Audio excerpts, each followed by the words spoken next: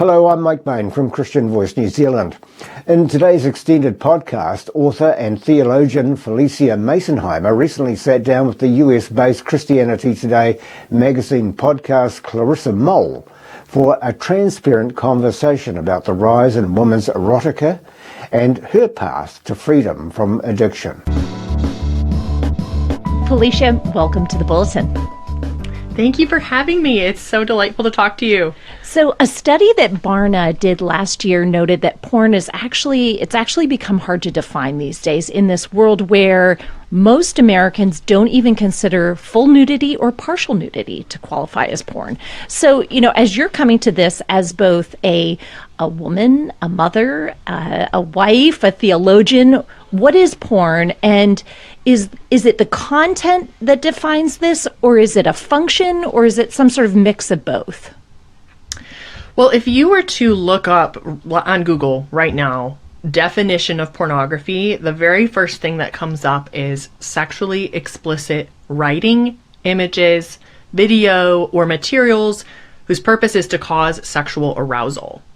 And so I can see why people struggle a bit with definitions of pornography, because seeing partial nakedness, nudity, isn't always meant to cause sexual arousal. And so examples of this might be Renaissance art or a picture in the National Geographic, right? Like, we know innately that these things are not designed, the setting in which they're used is not created, taken, set up to cause sexual arousal. And I actually think that Pope John Paul II had a really good quote about this. He did an entire essay on this about the difference between nakedness, for instance, in Renaissance art and pornography. And the distinction he made was between nudity, whose purpose is to cause sexual arousal, and, quote, nakedness without shame. And what we see today in much of American culture regarding sexually explicit writing, images, it doesn't have the Renaissance National Geographic vibe, if you will, right? It has a goal, and that goal is sexual arousal or exploration, or just that subtle attitude of there's something slightly naughty or bad about this. And I think that's what Pope John Paul was talking about. Shame hovers in that area of that naughtiness, or that, subtle, sexuality with shame, So I think that's a great distinction to come out of the gate with. You have a definition, but there are settings where nakedness is shameful and where it is not. Yeah, that is a good distinction to make. Research shows that 90% of women actually prefer the mental framing of erotica that is not a part of traditional visual porn. The erotic audiobook market has just exploded over the last few years. One of the sites that is a common spot for erotic audio had 5.4 million listeners listening to content in 2022. It was up 500,000 from the year before. The New York Times has reported on the rise of romance bookstores. So what do you think why do you think it is that women would rather hear or read porn than see it? Well, my husband and I have both experienced this personally. We both have a history of pornography addiction, mine in the form of erotica, his in the form of visual pornography, and both of us since work with people, men and women respectively, who are breaking free from those addictions. And so in our experience working with the ways that pornography reveals itself, women tend to be drawn to pornographic content that allows them to imagine being the main character in the story. So when you think about it that way, that the setting and the conversation and the relationship and the desire of a man towards a woman is being framed in story, it's much easier to put yourself as the center of that story. You can imagine it in your mind, and you can actually even customize what's being written to yourself. Whereas for men, when they're looking at visual pornography, which tends to be, for both men and women, obviously participate in that, but has tended to be male dominated versus the erotica industry, which is more female dominated. It's a difference of how desire is processed, and I'm sure there's so much science that would be fascinating to study in this area.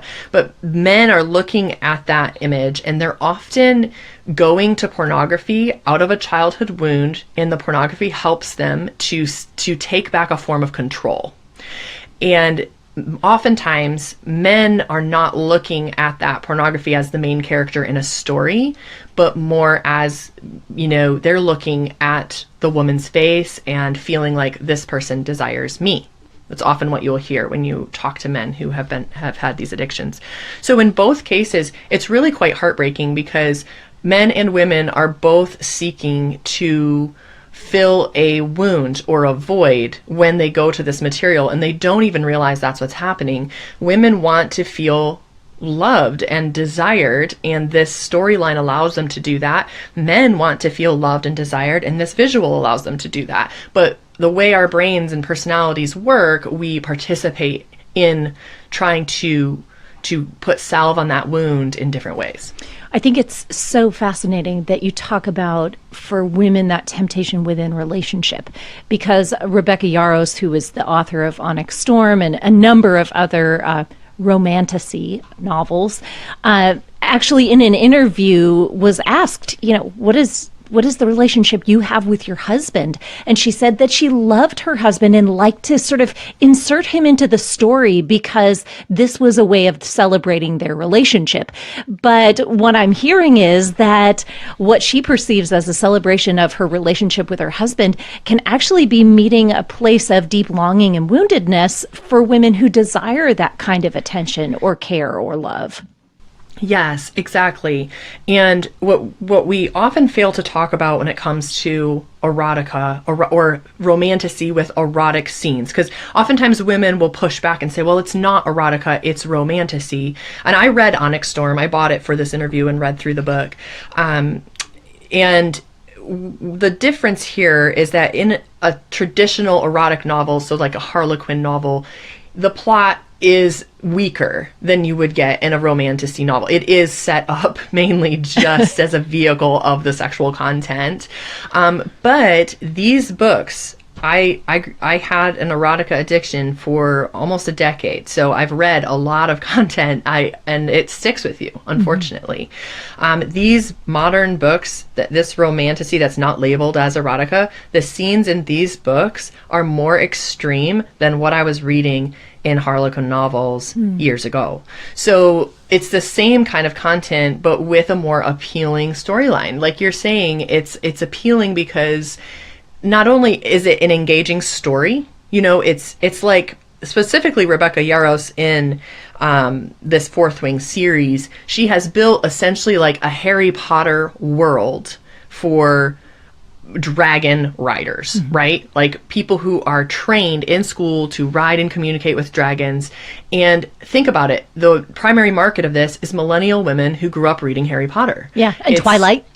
And Twilight. It's like the best of both worlds. Yeah. You have the main male character who is like this, shadow. He has like a shadow power. Twilight vibes there. And then kind of the schooling and everybody who's in the school together has that Harry Potter element. It's genius writing on her part in terms of the plot. But what's unfortunate is that it's appealing to these women and ushering them into what could be and often is the beginnings of an addiction. And that's the part of this that I think women just need to be aware of, and aware of the impact that these scenes inevitably have on your view of yourself, on your view of sexuality, your view of men, your view of marriage, and on how your brain is processing the dopamine that is achieved from these scenes. So if you're a woman and you enjoy fantasy literature, you might say, hey, it's just, I'm drawn to the magic. I'm drawn to the world building here, the mythology, and I'm not brought here for the sex. Talk to me a little bit about how your relationship developed with pornographic literature, because even if there's an entry point that seems relatively harmless, there is something that keeps you there, right? In that Right. literature, what did that look like as your addiction developed, and what kept you there in that space of bondage? So my parents were just avid readers, and myself and all my siblings, we had what you call the feast of literature put before us. Like, we had the best of literature, and we loved to read. And so my exposure to erotic fiction was not in my home. It was not with my relatives. That is actually a very common path for many Christian women, where mothers, aunts, older sisters, and even pastors' wives will recommend books to them, and that is their entry point into erotic addiction, and then later on sometimes into visual pornography. For me, I was 12 years old, and I was at a garage sale and was, looking around at the books. Of course, I loved the books, and I found a book that didn't have a cover on it. Oh, and I just started reading, right? It didn't have a cover. It was ripped off. I thought it was a Boxcar Children, the naivety, the innocence, and started reading and was totally shocked at what I was reading. Didn't fully understand. But what's wild about these scenes is that there is a physical response. Like, your brain responds to what it's reading, and it also brought about a shame response, because again, the nakedness that's being presented here is not without shame. It's nakedness that has lots of shame attached to it. And so I kept it a secret. And when you keep things a secret, it's where they fester, right? And so this continued to grow, where I started seeking out other information. Where can I find more books like this? Finding those books in the houses of people I babysat for, things like that, because of the shame, the lack of vulnerability. And purity culture played a big role in this. The culture in which I was growing up was not a culture where you could be vulnerable about failures in regard to sexuality or struggles in regard to sexuality. So that played an element there too. But by the time I was in college, I knew I was a believer, and I was like, I feel like I'm living a double life. I know this is affecting how I see men, and it's affecting my dating life, because the men in these books are often very aggressive. They're very dominant. They're kind of patriarchal. And the way it's presented is as a good thing, like as strength and as, virility. And what's funny to me is that as a woman who leads a ministry, I'm a CEO of a ministry, I would say, if you had to define me, I am a true feminist in the sense of the word, a true, empowered woman by the Holy Spirit of God, doing his work. I find it so puzzling that strong, quote unquote, feminist women are overlooking the toxic masculinity that is written into these books. And the bar for it is consent. Whereas in Christianity, the bar for sexuality is not consent, but honor. So, when I'm reading these books and seeing how it's shaping my view of men, I was being drawn to men who were emotionally unavailable, who were avoidant attachment, who were sexually pushing boundaries. And I thought that was attractive, because that's what I had consumed for years. And when I met my husband, who is the most humble, kind, gentle, loving, and strong man, it was actually difficult for me at first to be drawn to him, because the way I perceived masculinity had been so twisted by this content. And so I just think that this isn't a conversation that's often being had about the effect that it unconsciously has over time on how we perceive our husbands, our dating lives, all of those things. How would you push back on someone who says, Phylicia, this has been a problem for a long time. Ever since Disney princesses fell in love with princes who they'd only known for a night and chased after them looking for an extra shoe, we've been falling in love with men who are emotionally unavailable or relatively distant. Is there something particularly unique about this problem when it comes to those expectations that are set up for women? Well, I think that I would say you're right. Let's be consistent. Let's start teaching our girls that the Disney princess movies have problems too. Like don't sneak up on a woman and kiss her while she's passed out on a bed. But I do think that there was a shift, actually, if we want to talk briefly about like this from a literary perspective. J.R.R. Tolkien, I think it was Tolkien, yes, it was Tolkien, absolutely detested what Disney did to the classic fairy tales. I believe he was alive when they started to come out. When Snow White came out, he was alive. And he hated it. And he publicly stated this, that he hated what had happened because they had been ripped of their true core. They had been kind of gutted of this true core of good versus evil and any real personality to the damsel in distress. Mm-hmm. Really, and that's what we see when you follow it through. What's happening in these Disney movies that are made in the 30s, 40s, and 50s is largely a reflection of the culture and how it perceived women at the time versus what those initial fairy tales, as written by the Grimm brothers and others, were saying. Our family, my husband and I, we are big fantasy family. We totally own the fact that we're nerds. We love good fantasy. But in good fantasy, you're not going to rob women of their personality to adhere to honor and holiness and strength and virtue. You hand them back their personality. And what's actually happened in books like Onyx Storm and in books that promote these pornographic plot lines is the women actually continue that damsel in distress dependency on a man kind of approach, even when they try to paint her as this extremely strong woman. She's still in the relationship, in the way that it operates, there is still that kind of need for him that goes beyond what we would see from a biblical perspective, that interdependence, that partnership. So for example, what will often happen, like in Onyx Storm, this happens quite often with the female character, there's almost a worship and idolatry of this man.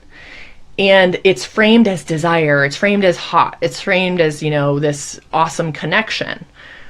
But when you translate that to real life, it is unsustainable in a marriage. And when those attractive feelings, when that worship and idolatry fades away, we find many millennial women very discontent.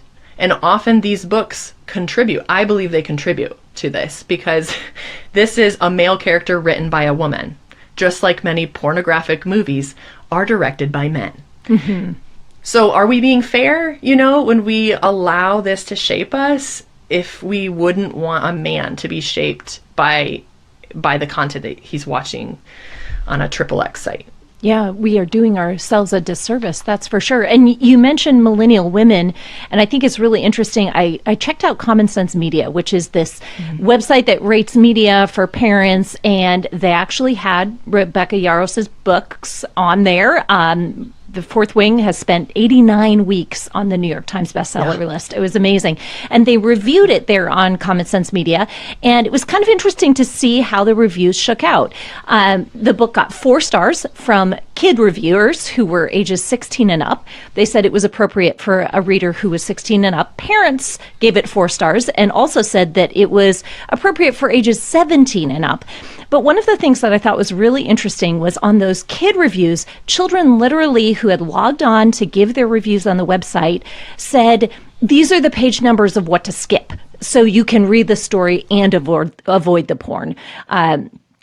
It's as though our kids are thinking, you can eat the mac and cheese, but pick the peas out of it. If there's something you don't like, is this... It seems to me that we have taught our children a sort of Starbucks-type living of customization that allows us to compartmentalize perhaps the way that we even engage with movies or fiction to be able to say, well, I'm going to take these good parts, but I'm going to leave this behind. Now, honestly, you talk about your own curiosity. I can imagine there are a lot of kids who would read a review like that and say, well, now you've given me the page numbers, I'm headed straight there. Right, why would I even bother? Right?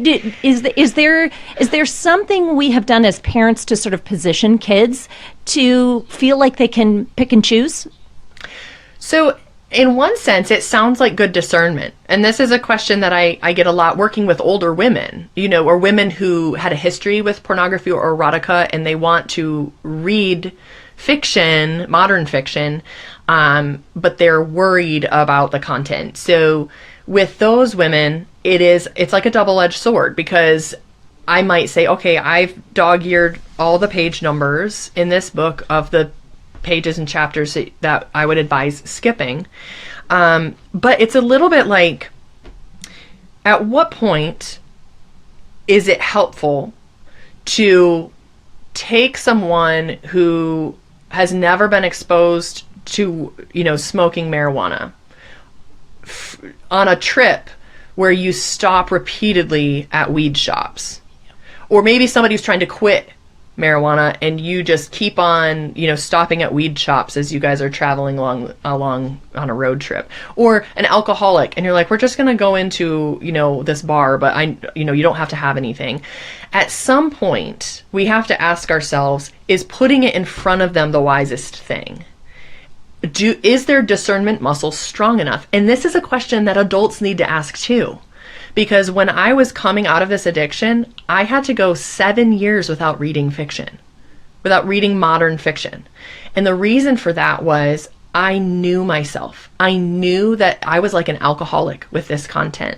It was leading to such, deep effects on my dating life, my relationships. It was making it so hard to walk in holiness and hold to standards of purity in my dating life. It was even impacting, once I got married, impacting our intimacy.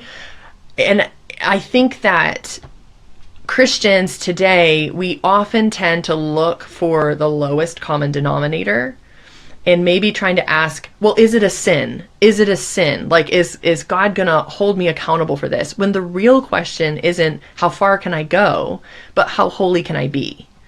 Now, I'm not saying you only ever have to read Anne of Green Gables. I do think that you can read a book like this and you can skip the scenes. I think some people can do that. But there are also so many book talk influencers and people who give clean fantasy recommendations. Mm-hmm. And one of the signs that you have an addiction is if you get bored reading those. If when you pick up The Hobbit or a Brandon Sanderson novel, that's fantasy, that's fairly clean. If you are reading that and you find yourself checking out and getting bored, I guarantee you that you have become dependent on the dopamine from those sexual scenes. And that's what people need to be aware of. What we need to stop and say, okay, this is a problem. I'm checking out because I want that content, and this should be an alarm bell that I need some help. And there is freedom on the other side of that, where there's so much good content, so many good books in the world, So just being aware, I think, are you able to discern and skip over content? Probably. Some people definitely can. Is it the wisest choice? Not always. Yeah. That comment makes me think of a dear friend of mine who is in recovery from a pornography addiction, very long pornography addiction, who said, it's not every man's battle. It's not every woman's battle. It doesn't have to be your battle. That you can experience a freedom from that bondage, that the sort of, well, I guess everybody deals with it attitude really doesn't reflect the power of the Spirit to be able to work a renewing work in you. And yet, it is clearly hard for men and women to break free of this. A Barna study said that 56% of women under the age of 25 seek out porn, while a third of them are regularly seeking it out every month. We know that the erotic book industry has just gone bonkers. Sales last year were an increase of almost 10%, which you and I are both authors, and boy, that would be awesome if we saw that kind of sales increase from our work, But it is clearly there is a draw. It's everywhere in hotels and in airport bookstores. It is everywhere. So it's got to be very hard for a person who says, I hear you, Phylicia, and I want something different for my life. How do I actually do this when it's literally like I have to put blinders on? Where do I look?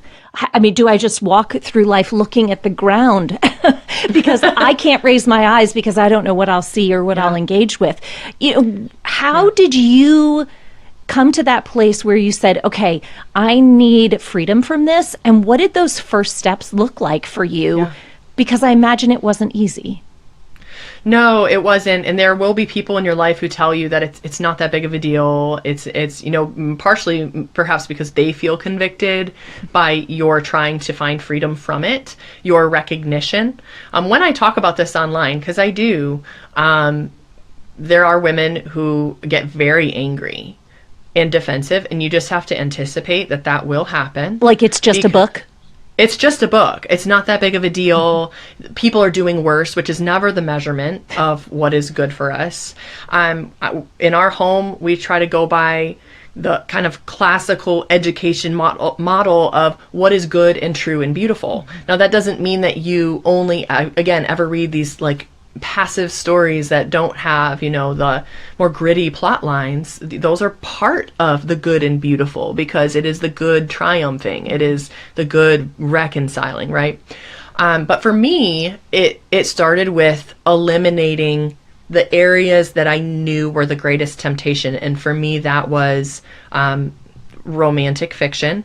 Basically, I just stopped reading romance completely. And part of the reason I didn't just switch to closed door romance was because for me, the entire romantic plot line was creating discontent for me as a single woman. And then the other part of it was I was finding myself like still searching in the plot line for those scenes while I was reading. Like my brain was actually hunting for them. And I was like, you know what, let's just switch genres. And I switched to like memoir and nonfiction and like children's literature, like genuine children's literature, not young adult, like kids chapter books, which isn't for everybody. But, theology and memoir and things like that, where I knew this wasn't going to happen. I was safe. And for me, I also stopped going to the movie theater back then when we went to movie theaters. I stopped going to the movie theater because I couldn't anticipate what scenes would maybe be in a movie. And I just knew I need a period to detox. Well, now that Josh, my husband, he works with a program called Revive Your Life that's for pornography recovery. One of the things they do in that program is they actually intensively detox the men in the program. Like intensively detox them from pornography, but also from the other things they go to for dopamine hits. Mm-hmm. So like junk food or shopping, impulse shopping, things like that, because often you will transfer your addiction to something else. And you have to kind of rewire your brain by completely breaking from the thing that your brain has become dependent on. And I didn't know that back then, but that's what I did.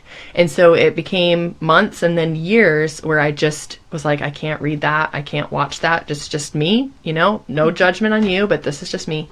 And then slowly was able to reintroduce clean romance, or starting with old classical romance like Pride and Prejudice and stuff, and then introducing more. But if you're in that place and you're like, okay, I have kind of created a boundary, you're like, what do I do now? Like people often say, what do I read? Mm-hmm. And I always say, if you go back, if you look at like homeschool book lists are actually great. Homeschool book lists often have like the list of clean but classic novels from a wide range of different experiences and across history. That was one place I looked. School, like not elementary, but like middle school even will have sometimes like book lists. And this all might sound like I'm talking down. I'm not. This is what I did. Yeah. And the purpose of it is just to get you to the point where you appreciate a good story for a good story without needing to have that edge to it. And then once you are in that place, reintroducing fiction that honors what is true and good and beautiful and helps you to continue on that path. I love this because you are speaking the words of C.S. Lewis right at the beginning of The Lion, the Witch, and the Wardrobe. Remember, he wrote in that dedication, "Someday you will be old enough to start reading fairy tales again." And I think that this is perhaps one of the pieces of the rise in women's porn that is so insidious to us, because it is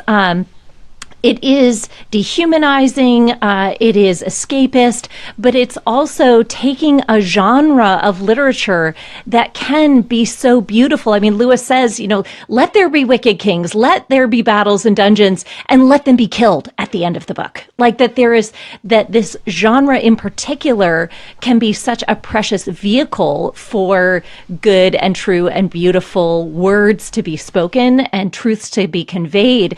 And so it feels like a particularly insidious way for untruth to worm its way into women's hearts. That's so well said, because innately I think Tolkien, Lewis, Chesterton, they all said this, that there is an innate desire in the human heart for that story arc of good and evil and the reconciliation of all things, of me being a part of that reconciliation, of me being the warrior queen or king if you're a guy. It's just having that desire to be a part of something bigger than ourselves. Mm-hmm. We're drawn to these stories, and that in itself is not bad. I think there's a reason we're drawn to things like Fourth Wing, because there is an adventure to it and teamwork and there's dragons, right? But then there's this element that is so insidious within it, that instead of it just being this story that is showing us truly good versus evil, there's actually an intertwining of good and evil, and subtly presenting us with a worldview that is very gray. Mm-hmm.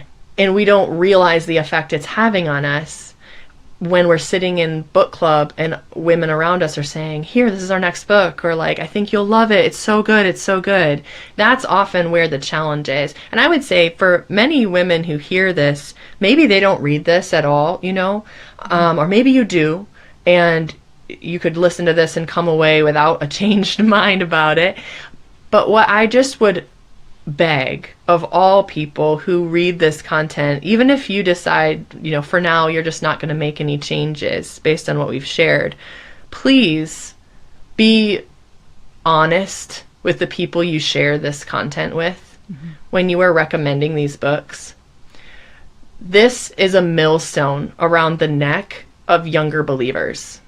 And if you saw the emails from the women I've worked with over a decade, 12 plus years, just the grief and the anguish and the agony of trying to find freedom from an addiction that began with a trusted woman in their life handing them a book when they were 13, 14, 15, 25.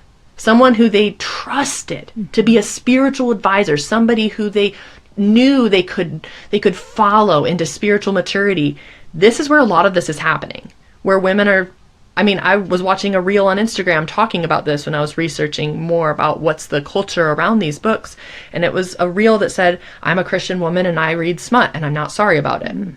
And in the comments, women were saying that they were listening to smut on audio while they were setting up chairs at church. And I just thought, this disconnect is beyond anything I can imagine, because if a pastor was sitting in his church office watching pornography, we would be outraged. Mm-hmm. But that is what is happening here. And then these women are turning around and recommending these books to younger women who trust them. And so I would just say, please, even if your mind or heart isn't changed on this topic yet or ever, please at least be honest and say, there is content in this book that may be a stumbling block for you. Yeah. And I don't want to put a stumbling block in your path. So just be discerning in whether this book is for you. That's all you have to say, because that's the truth. Yeah. Well, there's so much power in bringing something into the light, right? We think that the things that are so shameful need to remain in darkness, but this conversation is such a reminder to me of the power that exists for us, that is available to us when we bring things into the light. Both the power to reconcile relationships, as you're talking about, but even renew our minds as we interact with the very real longings that we have for intimacy and desire. How do we deal with those as Christians? The transparency that happens in community is the gift to us that is the church. So, Phylicia, thank you so much for this conversation. I hope it's been helpful to you listeners. We'll see you next time.